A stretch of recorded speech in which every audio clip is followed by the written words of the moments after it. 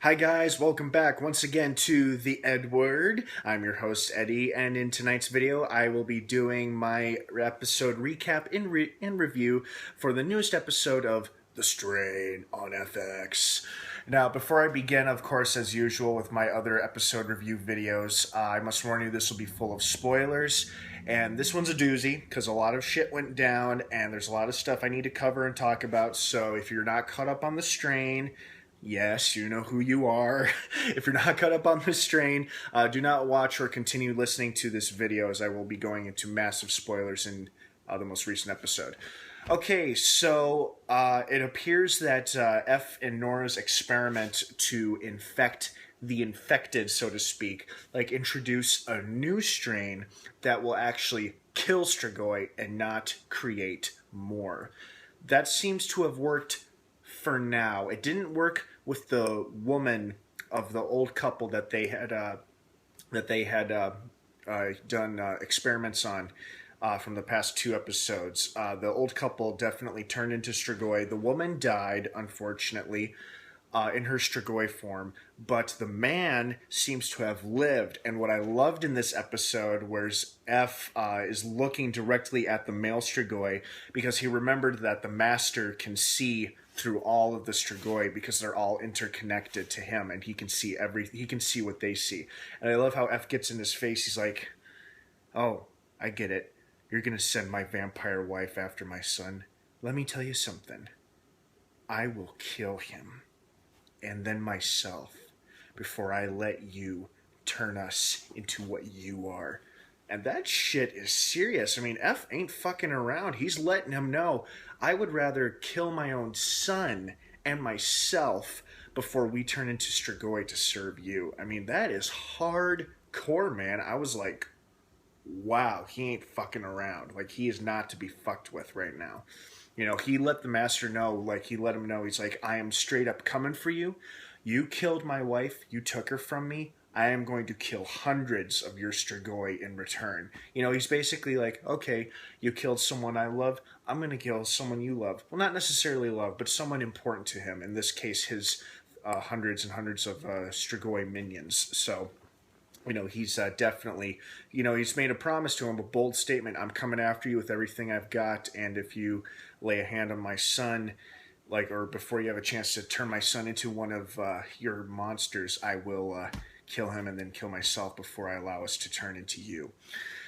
And, you know, poor F has been trying so hard to reconnect with Zach, and Zach still blames him and probably resents him for his mom, Kelly, for turning into Strigoi in the first place. And that's why Zach's probably been real distant from him in the first couple episodes here. And hopefully they, you know, reconnect with each other as father and son. But for now, you know, there's definitely a strain. Sorry, that was stupid. Pun intended, or not intended. There's a strain on their relationship right now where, you know, where F is trying to reach out to him and, you know, try to include him as much as he can. But he can't really do that because Zach's being super resentful and spiteful of him, and he's acting like a little 4-year-old child. I mean, he was smashing up, you know, test tubes and materials in his lab, and, you know, so F in return forced him to look at the male Strigoi. You know, he's trying to convince him that his mother is, for lack of a better word, dead. You know, she's technically dead or undead, and she's no longer human. She never will be human again. She is now Strigoi. He's trying to get that through to his son so his son will stop hating him so much. So we'll see how that works out. So that's a good sign that their male Strigoi survived the infection process, and now, like they said at the end of the episode, they're going to cut it loose, set it loose into the wild of New York. Speaking of New York, the city councilwoman Justine Feraldo has made a bold public statement along with the mayor saying Staten Island is now free of Strigoi. Of course, nobody's calling them Strigoi. Everybody's calling them vampires, but our main characters know them by their true name. Well, not necessarily their true name, but the name everybody labels them by. Anyway, and what was interesting, again, another bold act by a character is that their big unveiling at the press conference was, severed heads and bodies of dead Strigoi strung up on display. And at first everybody's like, oh, sick, ew, what are you doing? How could you display something like that? That's awful. But then Justine gives a couple of powerful, inspirational words like, this is Staten Island. This is who we are. Motherfuckers, you are not going to be fucking with us anymore. Okay, well, she didn't say that, but that is what the subtext was of her speech there.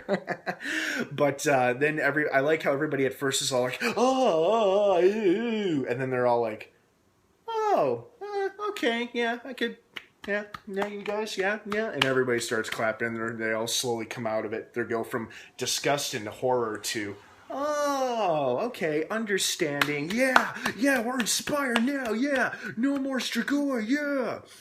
So that's what's happening on that front. And now the mayor, of course, wants her to take this action all over the city, not just Staten Island, but to the main island, to all the other areas of New York City as well. They want to spread this message of hope and confidence that everything will be okay.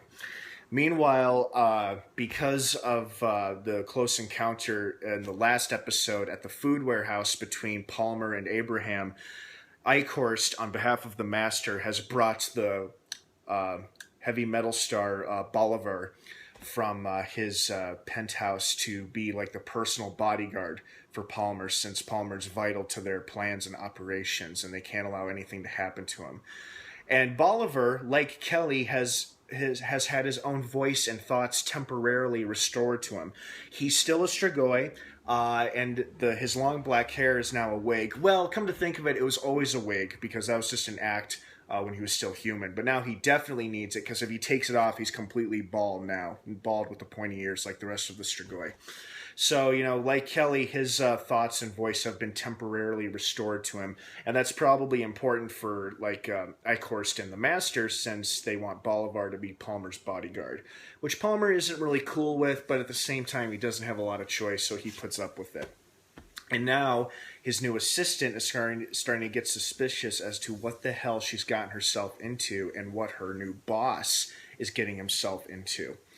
And, she's asking some questions, which he keeps kind of sidelining and dodging throughout this episode. And I really liked that, watching her mounting suspicions throughout this episode. Oh, and another thing, too. It turns out I was wrong in the character's name. I thought the leader of the... I guess they're called Sun Hunters. I've been referring to them as the civilized Strigoi. The ones who worship the three ancients. And I thought the head one, the one that does all the talking, his name was Vlad. But because of his thick accent and his, Strigoi voice, I thought he was saying Vlad. But I guess his name is Vaughn. V-A-U-N. It's Vaughn. So I apologize for that. I thought his name was Vlad, but it's Vaughn. Anyway, I loved that scene with him and Gus. And at first I'm like, the way it's set up down there, it looks like almost a maze, as if this could be like a training exercise. And I thought, oh, well, maybe not, because that's not a Sun Hunter, as they're called. That's what they're called, the Sun Hunters, the Black Ops military-style Strigoi, Sun Hunters. Anyway, but there's a regular Strigoi coming at Gus, and he unloads 2 rounds into it, but then another one appears, and when Gus goes to shoot at it, he's out. Sure enough, it cuts up to Vaughn, who's watching from a balcony. He's like, now do hand-to-hand, like I show you. And I guess it's possible to do hand-to-hand with a Strigoi, but it looks like the key is you have to grab the tongue right as it shoots it out at you. You have to grab it before the worms can get at you. And then, this was disgusting to watch, but really cool. Gus pulls the entire tongue out of the Strigoi that he's fighting for his training purposes. And he just pulls the entire tongue out of the Strigoi, and I guess when a Strigoi is alive, and if you just tear out its entire tongue tentacle thing, it kills it. It takes, that's like its main source of power, so to speak. So it killed it, he killed it, and that was considered the hand-to-hand technique. And Gus, feels like they're kind of wasting time with all of this fight training and whatnot, and he wants to know what's really going down, or he walks. So Vaughn reluctantly tells him, we're going to kidnap Eldritch Palmer. And earlier, before he reveals that, he says, "We have an extremely important mission we need you for." And then when Gus is like, "Oh, you better tell me what it is or I'm out of here," that's when it's like, "Okay, well, we're going to kidnap Eldritch Palmer." So that's the last we see of those two for a while. Meanwhile, Dutch notices a missing person sign outside of Fett's place, and it's her old roommate from season 1, the woman who left her and all the other characters to fight for themselves in the convenience store when the convenience store came under attack. And it was her roommate slash lover since, they were in a sexual relationship. Dutch is bi, but her roommate, I believe, is lesbian. Anyway, not really important. But she sees the missing person sign, and she didn't put it up, so she wonders if her mom did. Not Dutch's mom, but her roommate's mom. So she and Fett go to her roommate's original house where the mom lives, and she goes up to the mom. She asks her, "Hey, is Nikki back? Is Nicole back?" And the mom, of course, blames Dutch for her daughter's disappearance and what she believes death. The mom's convinced that her daughter's dead since she hasn't been seen in several weeks now, and she's, of course, tries to blame it on Dutch. And there's no friendly relationship there. She resents Dutch. And at first I thought, oh, well, she's just a prejudiced old bigot who doesn't approve of their lifestyle. And she flat out said, "I don't agree with your lifestyle." But she quickly clarifies it's not the sexual orientation thing. It's Dutch's lifestyle of doing this weird art and paintings, apparently, or something like that. And, the mom blames her for like, "Oh, you corrupted my daughter, you broke her heart, blah, blah, blah." She's just spouting all of her anger and shit onto poor Dutch, who stands there and takes it. And I could tell she was tempted to slap the bitch, but she didn't. She could hold her cool. She gets out to the van where Fett's been waiting, and he's been listening to the radio broadcast about the councilwoman's statement about Staten Island being clear, and he looks very pleased about that. He's like, "Yeah, damn right, sister."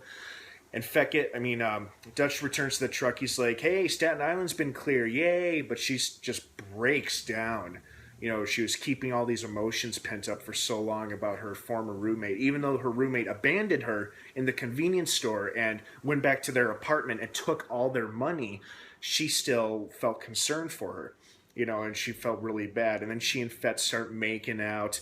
And I love this scene where Fett's like, "We should get going." But then we don't see her hands, but Dutch's hands goes, and you can clearly hear her. You can clearly hear her undoing his belt buckle, and his pants starting to roll down. He's like, "Or we can stay here." And of course, she proceeds to go down on him. He's like, ugh. But I like that scene. He's like, "We should get going, or we can stay here." But and then one of the big reveals is that we see Satrakian out and about at night. He comes across a Strigoi with his awesome nail gun that shoots silver nails or spikes, kills the Strigoi, takes it out, and then for some reason, at the time, he scoops up the worms into a little jar. I'm like, that's weird. What is he doing? Takes it back to the house. He's doing some kind of weird experiments on it. Like, he puts the worms in a glass jar. He puts it under a burner, and it's like melting the worms inside down to liquid form. And I'm like, what the hell is he doing? And nobody's bothering him. Like, Fett comes to tell him that they're back from their run. And yes, the professor, he's like, "Hey, professor, you okay?" He's like, "Yeah, I'm fine, I'm reading, leave me alone." And he's like on his mic, he has his little microscope thing, and the worms are melting in this hot boiling jar, this glass jar. And then he takes an eyedropper and he takes the melted worms out of the jar, and then he puts 2 drops in each eye. And the next morning, Nora goes to wake him up saying, "Hey, I'm going to the lab, I left coffee for you in the kitchen, Professor." And then she looks through the door to his little room, and she sees him on the floor. She gets the door open, and he's unconscious, but she performs CPR mouth to mouth, and fortunately she's able to revive him. Later, he's acting like as if nothing at all had happened, and he's completely normal, totally fine. But Nora demands answers, and she raises some pretty good points about how, out of all the characters in their group, she was the very first one to believe him, the first one to hear him out, to seek him out, and she deserves the truth and some answers. And Satrakian does that thing where he doesn't say he agrees with you, but he nods his head agreeingly. But he makes her promise not to tell a soul what he's about to tell her, even Ephraim, especially Ephraim.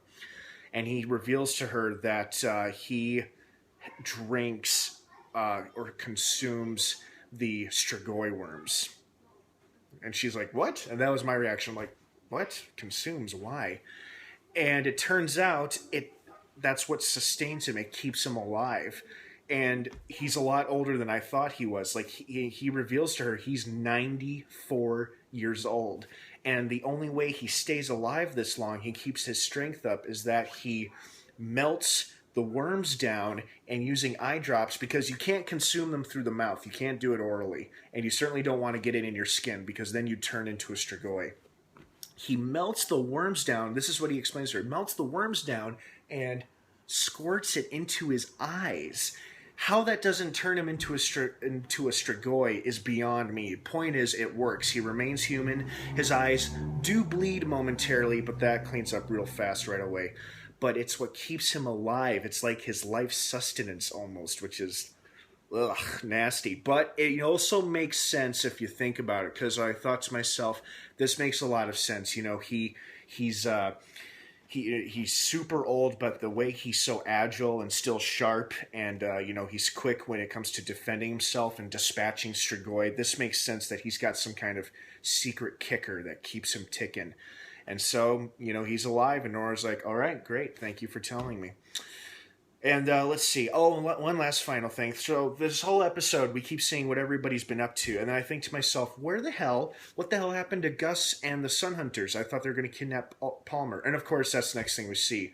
Gus, posing as an elevator maintenance man, pulls into the receiving dock with a huge truck, goes up to the elevator, in the elevator with the security guard. And then the Sun Hunters follow behind, and hanging like bats, for lack of a better word, they're all hanging there under the elevator.